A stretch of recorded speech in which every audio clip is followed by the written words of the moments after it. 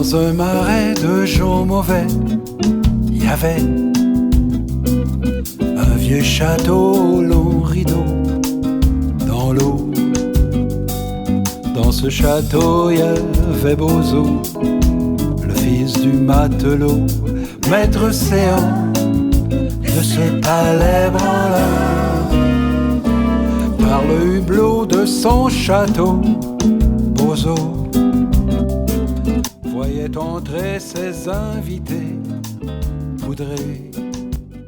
É um prazer muito grande, né, estar aqui com o Jean Robert. Nós estamos aqui falando da cidade do Quebec, no Canadá.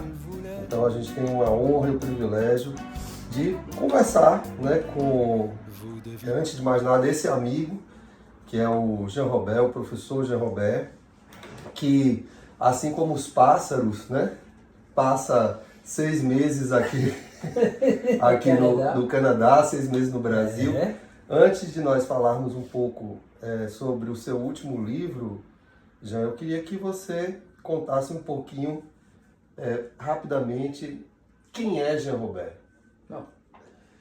Jean Robert é um homem bem simples, um homem que se apaixona pelo desenvolvimento das pessoas que têm deficiência intelectual, que têm uma experiência interessante com essas pessoas. É um homem que gosta da vida, eu dizer, dessa maneira. Sim. Eu adoro pescar, aqui a truta, o braço, o tucunaré, vários peixes. Eu adoro viajar também, bastante.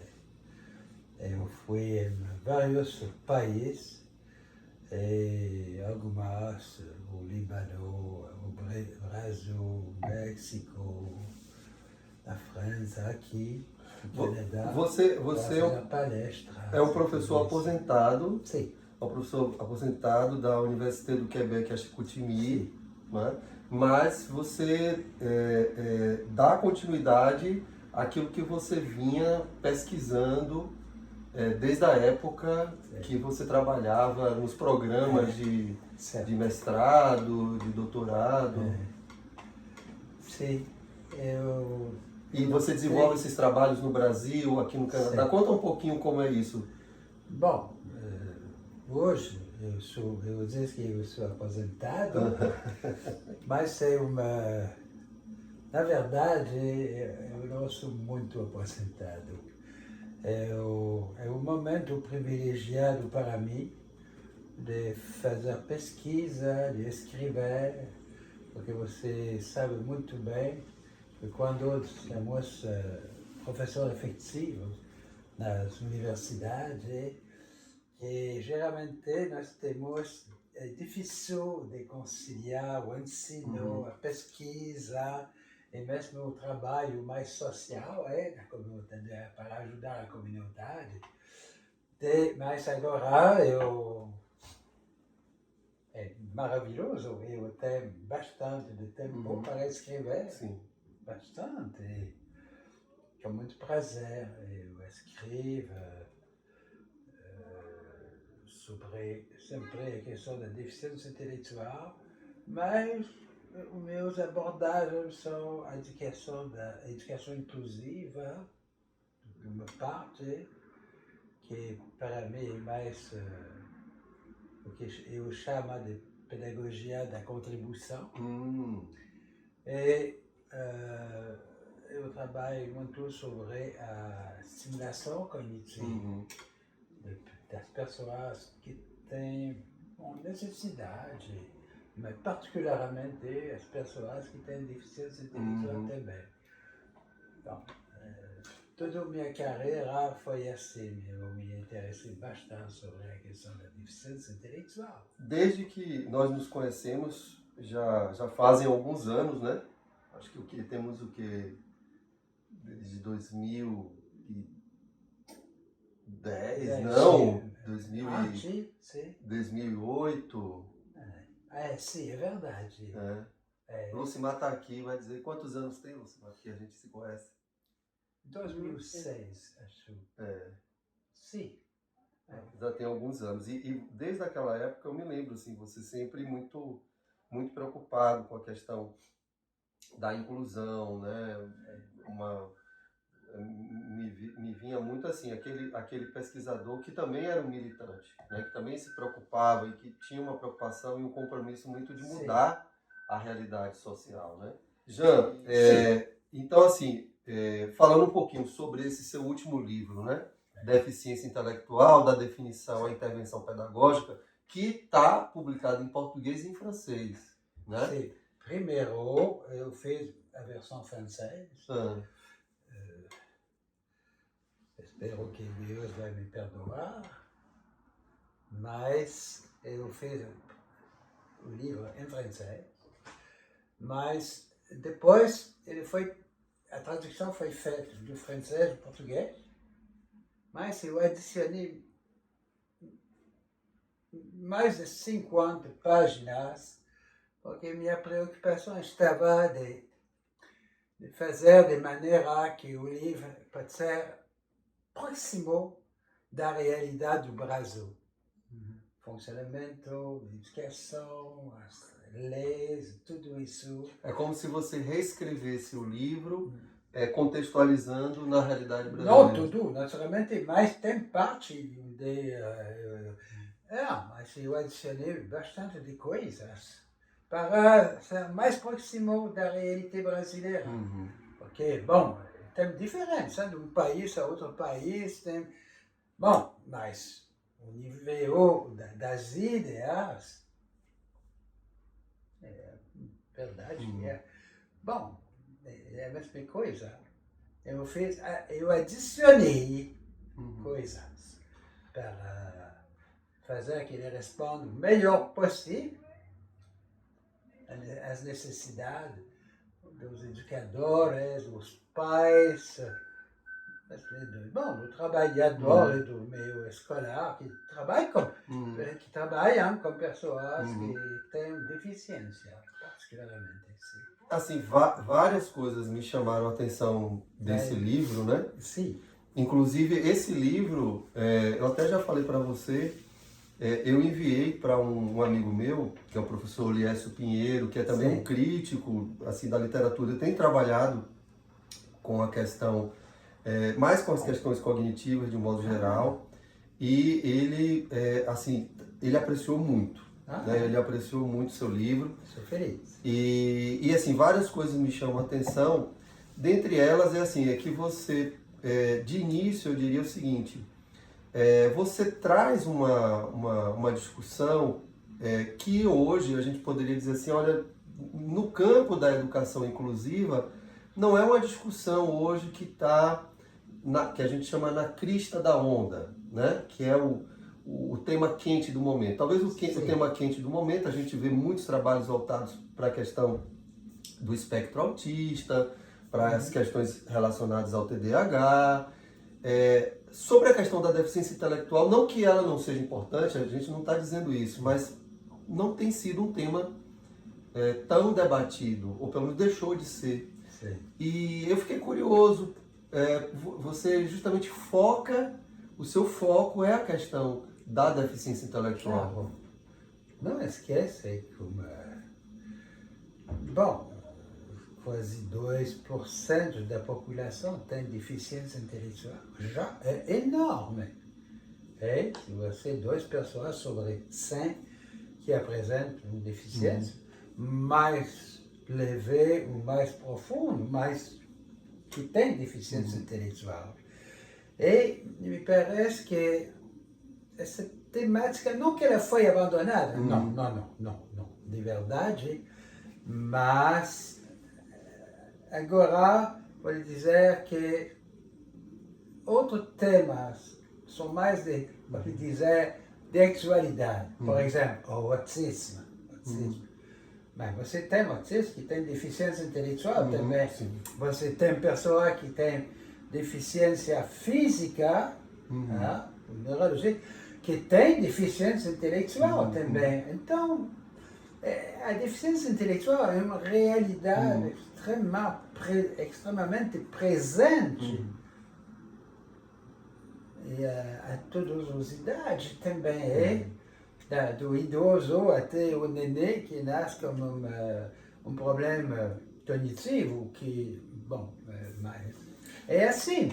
Então, me parece que, bom, o trabalho que eu fiz, nós temos bastante de referência. E tem pesquisador agora que trabalham sempre sobre essa temática da deficiência intelectual. As pessoas não devem acreditar, me parece, que nós sabemos tudo sobre esse assunto. Eu fiz bastante de palestras para saber que, de verdade, que devemos mais se aperfeiçoar, melhor entender esse fenômeno. Você tem pessoas que acham, por exemplo, que a deficiência intelectual é um estado definitivo que não vai se mudar. É frequente esse pensamento. Não é verdade.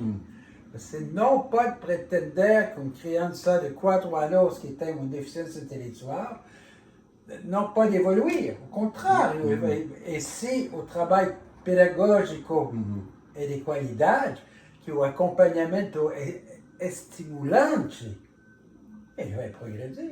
Às vezes, muito. Esse ponto, assim, eu estava pensando em colocar, mas você, de uma certa forma, coincidentemente, aborda e antecipa, porque assim, o subtítulo do seu livro é justamente da definição à intervenção pedagógica, né? Então, assim, uma coisa que me chamou a atenção é que você faz uma espécie de uma revisão da literatura muito minuciosa, né? Você traz uma série de pesquisas, é um livro que tem, ele está repleto de trabalhos e estudos que trazem evidências científicas sobre a questão da deficiência intelectual. Foi uma das minhas preocupações. Mas que você, depois dessa revisão da literatura, você também tem uma preocupação de voltar sobre a questão da intervenção pedagógica. Claro. Que é o que a gente faz com tudo isso, né? O que a gente faz com esse conhecimento? Sim. O que é que um professor na sala de aula pode ajudar esse aluno com deficiência Por intelectual? exemplo, nós sabemos e conhecemos relativamente bem a questão do desenvolvimento sensório-motor das pessoas que têm deficiência intelectual. Saber é uma coisa, mas o que nós sabemos também é que é possível de estimular de maneira importante esse desenvolvimento cognitivo.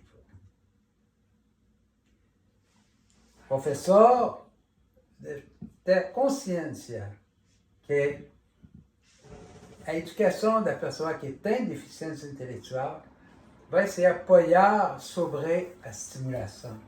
O fato de acreditar na capacidade da pessoa.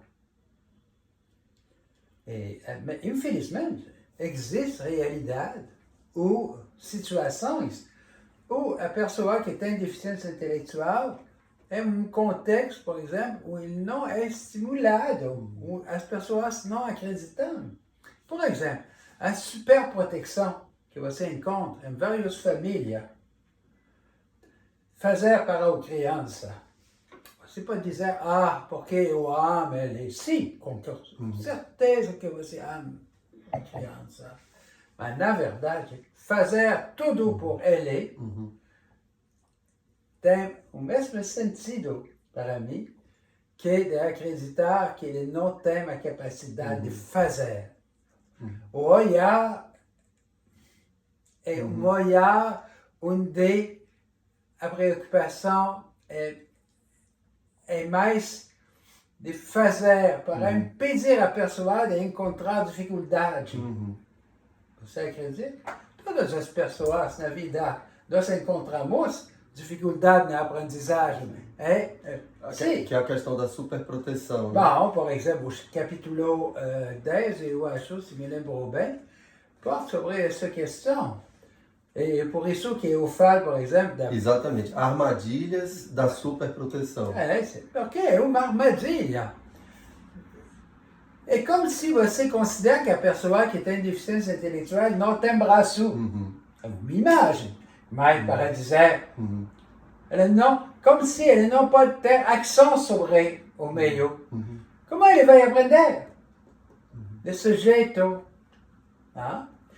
Me lembrou, vou fazer uma experiência. Um dia eu recebi um convite para fazer uma sala de aula de alunos de 11, 12 anos de idade com deficiência intelectual. Então a professora me disse, vem ver Robert na minha sala de aula. Os alunos são muito trabalhadores. Tudo bem, cheguei, olhei um pouquinho na sala de aula. Estava como funcionário, eles estavam trabalhando. Meu Deus, o que se passa? Porque eu percebi uma coisa, eles estavam fazendo matemática e ele estava sempre girando o caderno de exercício para ver atrás, porque você sabe muito bem que a tábua está atrás, né? Atrás. A resposta. Tá? Então eu cheguei próximo de uma menina de 12, 13 anos e eu disse, você sabe multiplicar 13 por 12? A menina me olhou. Eu vou olhar na tábua dos 12. Tudo bem. Dos 13. Eu estava olhando. Ela não existe atrás dos cadernos de exercício. Então, o que se passa? Você pode fazer esse tipo de coisa, a repetição. Todos são muito felizes. O professor, primeiro, frequentemente os pais, minha filha sabe fazer uma explicação. Bom, eu tenho suficiente experiência para saber que não é tão fácil para eles de fazer uma explicação. Longe de... É como se é um pouco assim também cômodo, né, para o professor, ou às vezes para a família, fazer de conta que está aprendendo. Então, essa intervenção pedagógica, ela demanda muito esforço, ela demanda trabalho. Isso é uma das grandes mensagens desse livro. Eu estou dando exemplo, mas essa menina totalmente perdida. Eu chamo isso de uma pedagogia do evitamento. Sim. Ou uma forma de superproteção. Você não encontra dificuldade, meu amigo. Você está trabalhando assim, mas onde estava a reflexão profunda? A dificuldade de resolver um problema. Pois é. É assim. E o mensagem. Eu acredito que esse livro, raramente que eu fiz na minha carreira, de mais de 50 anos de ensino, vou dizer que é raro que eu encontrei um livro tão centrado sobre a questão da intervenção da estimulação cognitiva.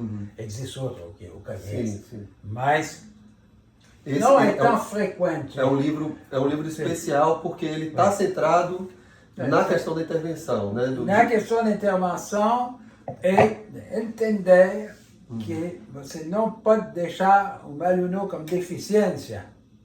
É uma situação como essa.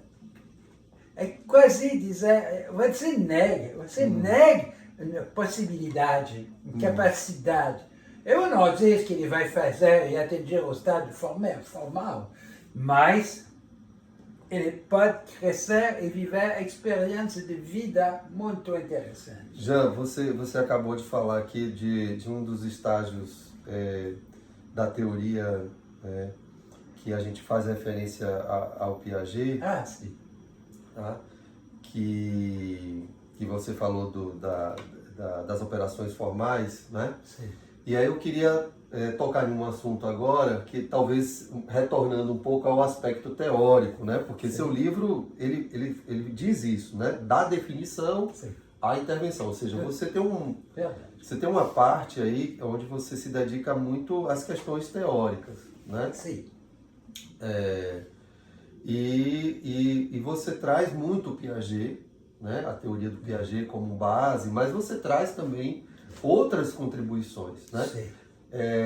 E aí eu queria que você falasse um pouco isso, né? Como é que você se situa, né? Como é que você se localiza também do ponto de vista teórico, como você dialoga, né, com esses teóricos? Pessoalmente, meus interesses de pesquisa são mais orientados sobre a questão da teoria piagetiana, e mais recente, mas que considera essa dimensão. Eu considero que a teoria de Piaget é provavelmente, fort provavelmente, a teoria a mais completa sobre o desenvolvimento intelectual das pessoas. Teoria, então, ela é muito forte. Mas eu reservei outra parte sobre as teorias do tratamento da informação, que são muito interessantes também.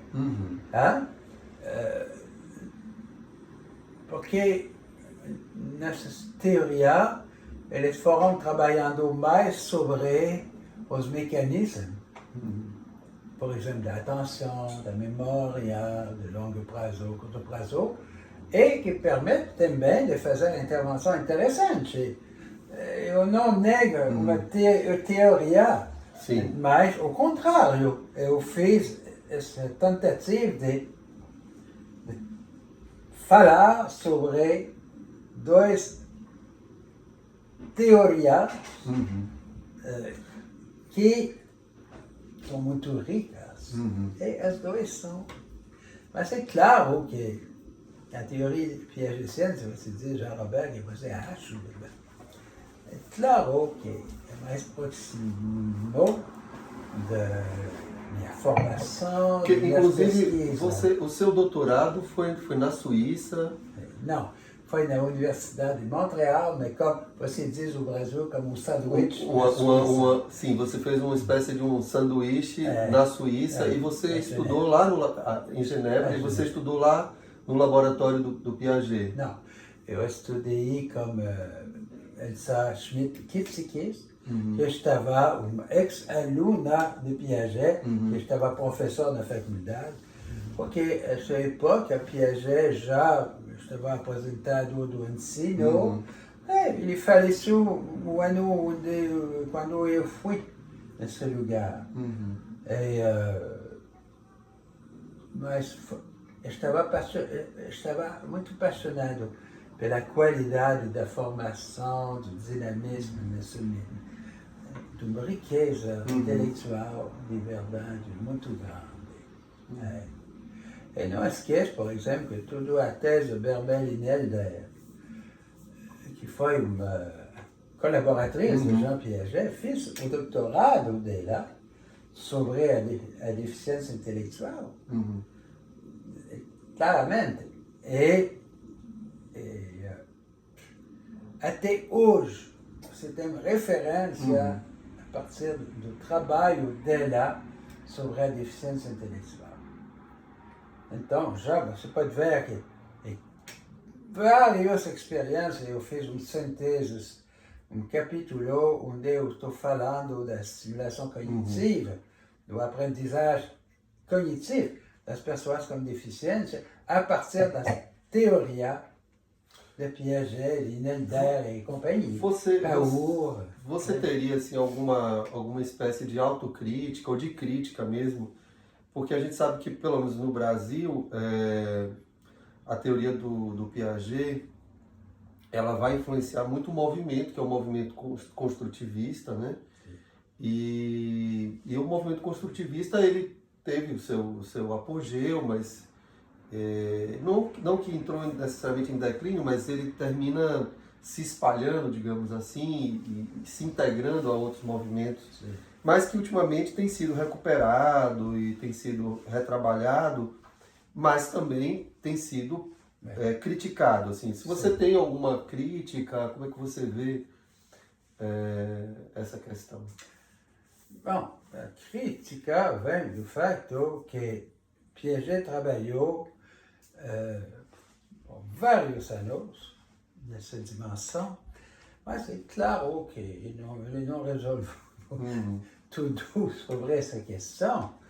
E alguns pesquisadores estão criticando e tudo isso.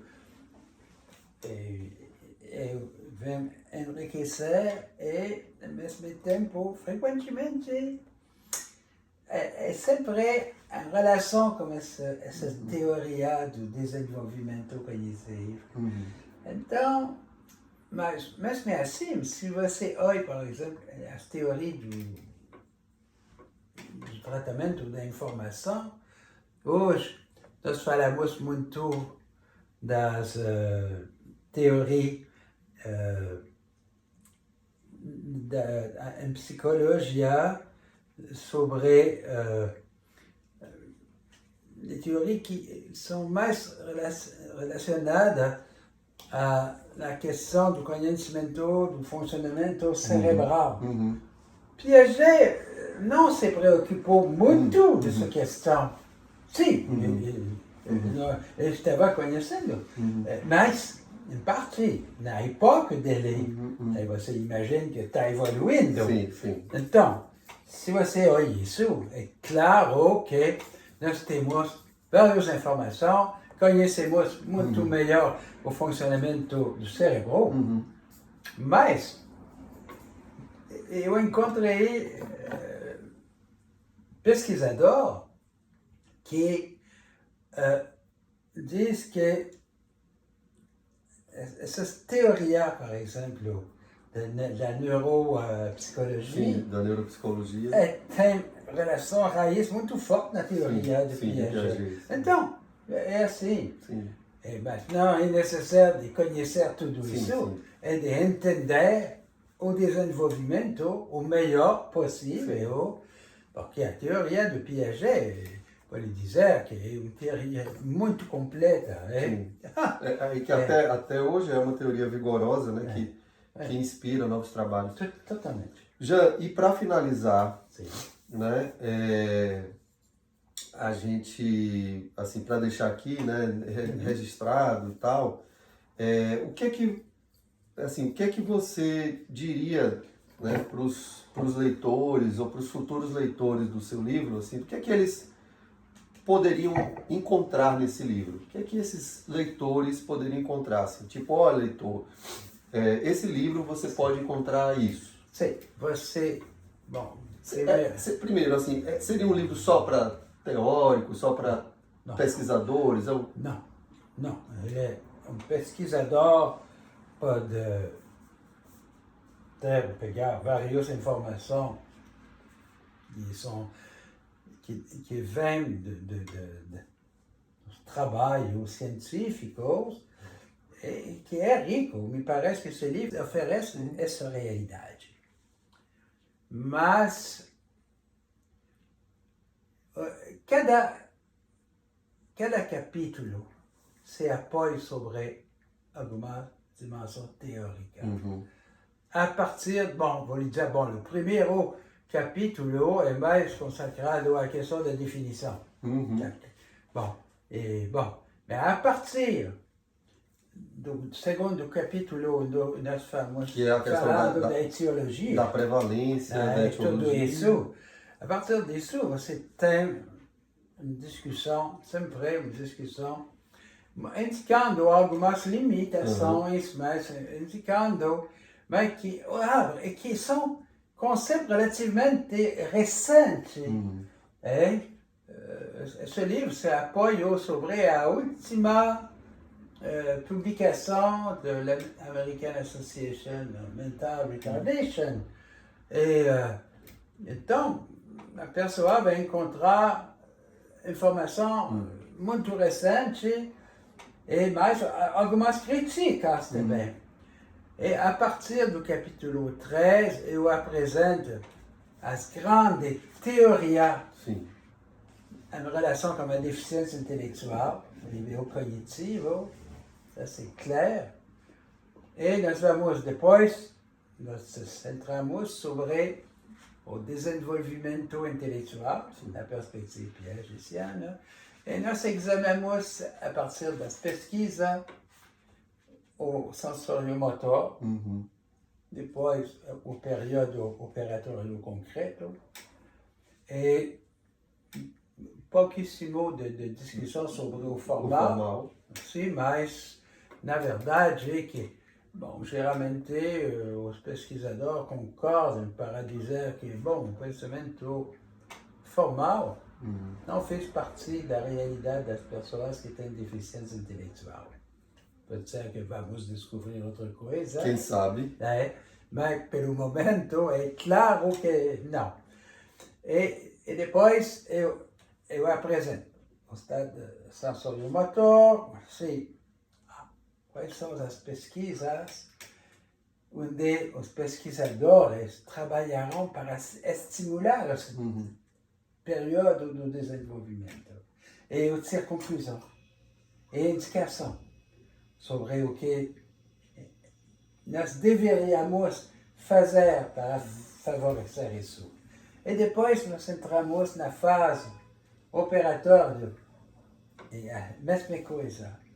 E eu acho que o livro é muito bem de desenvolvimento. Sim. Sim? É bem desenvolvido, né? Desenvolvido sobre essa questão. Muito bem.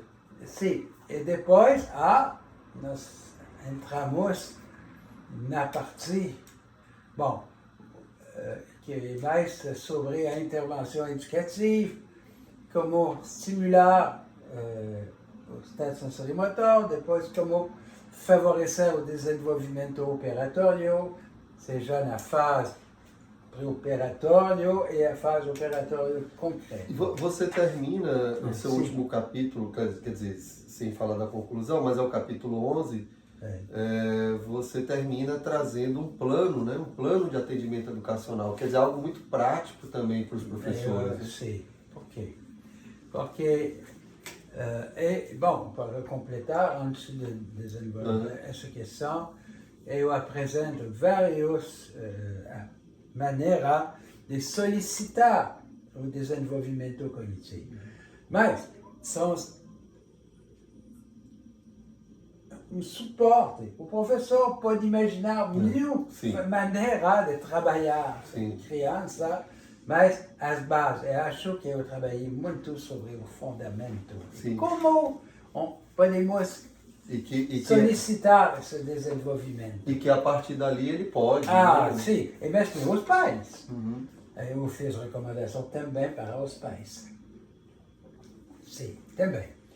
E depois, sim, nós entramos na parte sobre, bom, a questão do tratamento de informação também. Você tem dois capítulos onde explica a questão do tratamento. Eu descrevo todos os processos cognitivos, atenção, memória, metacognição, etc. Tudo. E eu apresento várias experiências que foram realizadas no Brasil, e particularmente no laboratório LER da Universidade Federal do Ceará, onde nós trabalhamos por vários anos sobre essas questões, estimulando, trabalhando a questão de linguagem, da metacognição, tudo isso. Então, você foi professor visitante da Universidade Federal do Ceará. Eu recebi um convite, estava por 6 meses, eu passei mais de 10 anos a trabalhar. Contribuindo, né? No programa, em programas de pesquisa. Visitante, professor visitante. Eu fui... Contribuiu de várias maneiras. Meu Deus! Mas foi maravilhoso. E depois eu entro na questão do plano de intervenção. Mas eu modifiquei, porque isso é uma adaptação. Você não encontra desse jeito, por exemplo, no Canadá, na França. Não, é outra maneira de trabalhar.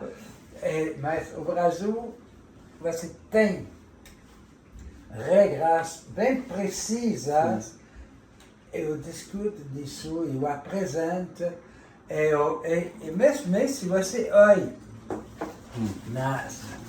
por exemplo, aqui,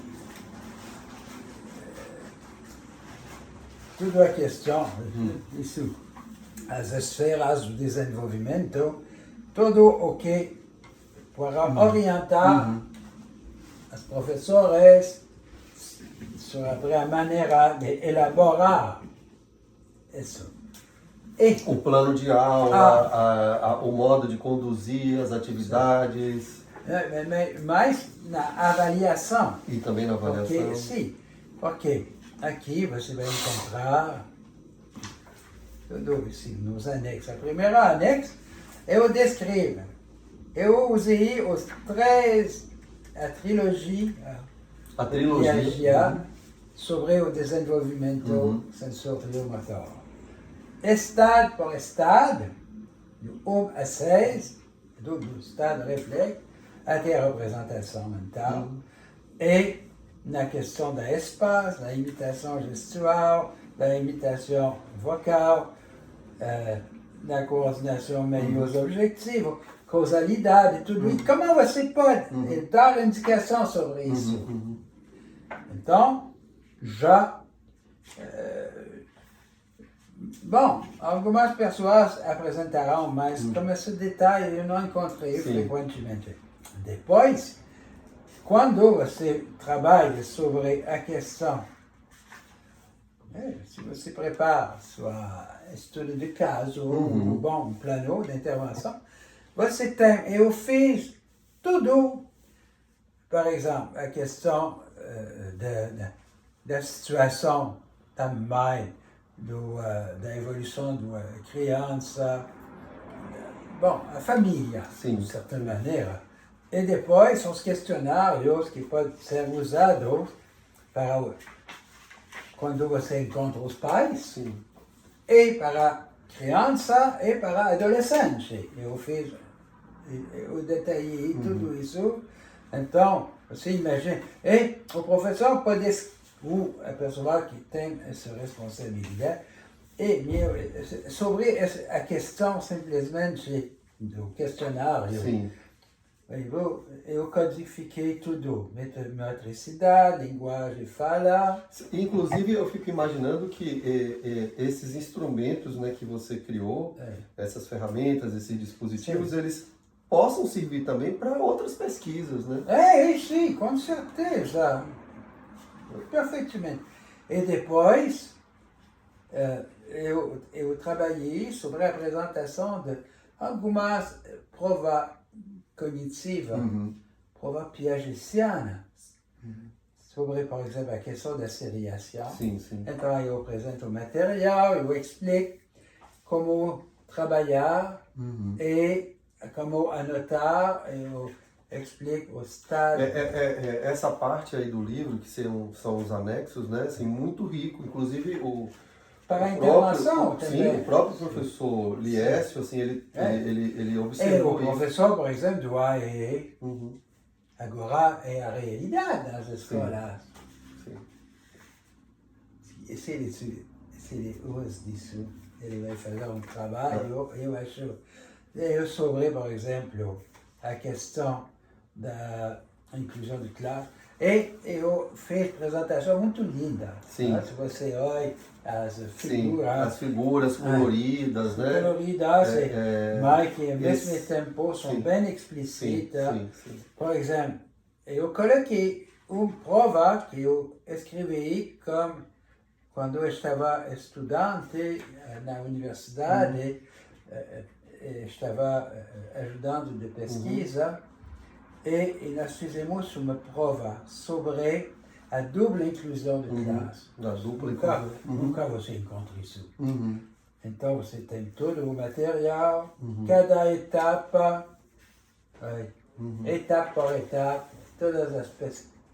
E você vai até, por exemplo, você tem... Eu fiz a partir de Piaget e de Nelting. Eu explico aqui. Eu dou, você pode pedir ao aluno de fazer esses desenhos e acertos, não acertos, sim, exemplo. sim. Então, o professor, eu selecionei, por exemplo, ela é de Piaget, que ela também. Então, eu usei isso para fazer uma pequena síntese e, ultimamente, uma prova que eu gosto muito, que é sobre a vara. Sim. Então, eu fiz todo o plano, como fazer a vara. E aqui, tudo, as roupas. Sim, das roupas, do Que varal. você vê mais, você Sim. pode ampliar E você pode ver que você pode cortar, Sim. pode não cortar, mas fazer uma pliagem Sim. que dá e você coloca No varal. Para fazer as As diferentes diferenças e trabalhar. provas que você tem aqui. Ótimo. O livro está um pouquinho colado, mas tem. Sim. Sim. Ótimo. Por exemplo, ordem direto, ordem espaçado, ordem... Até A ordem como as roupas são colocadas no varal e você vai trabalhando. Sim. Alors, então, Proximidade, mas que é distância. interessante, não necessita um grande vocabulário para Sim. fazer isso, Sim. mas para dar uma boa ideia. Sim. E a partir daí o professor. Sabe que alguns alunos com deficiência intelectual têm dificuldade com a linguagem. Então, Ótimo. você tem 2 provas. Então, o professor que trabalha, como eu disse, o AE, ele vai descobrir bastante de coisa. Excelente, meu amigo.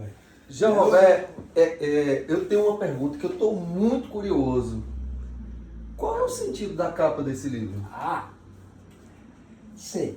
Primeiro, eu devo que eu tirei essa foto no Rio São Francisco. Totalmente. Pescando piranhas. E eu vi essa flor na água e tirei uma foto. E o sentido disso é, você olha aqui, é explicado aqui. Qual é o sentido disso? O sentido dessa foto é a abertura, a flor que abre.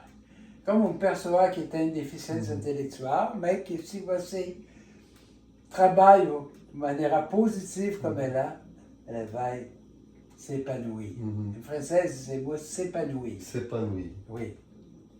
E atrás, você tem 2 patos. Eles são ganso. Esse ganso vão até o Golfo do México. No primavera, eles vão até o Polo Norte e depois eles voltam. E próximo daqui temos quase milhares desses gansos. E aqui é voar de suas próprias asas. Voar com suas próprias asas. Perfeito. É uma relação com a possibilidade para várias pessoas que têm deficiência intelectual, quando eles são educados, estimulados de voar. Perfeito. Perfeito. Então, é simbólico. É simbólico. Massa, meu amigo. Mas é lá. Meu amigo Jean Robert, foi um prazer enorme a gente bater um papo sobre esse seu livro. Com certeza vamos ter outros momentos, né? Onde a gente vai estar conversando. Sim. E aí agora a gente vai continuar tomando a nossa cerveja. Certo que eu deixei Quebec. aqui do seu lado. Então, saúde a todos. Saúde. Saúde. Pronto, meu amigo. Foi um prazer. Foi muito bom. Foi muito Fiquei bom. até com vontade de ler esse livro. Aí, tá vendo? Viu? O que foi? Fiquei com vontade de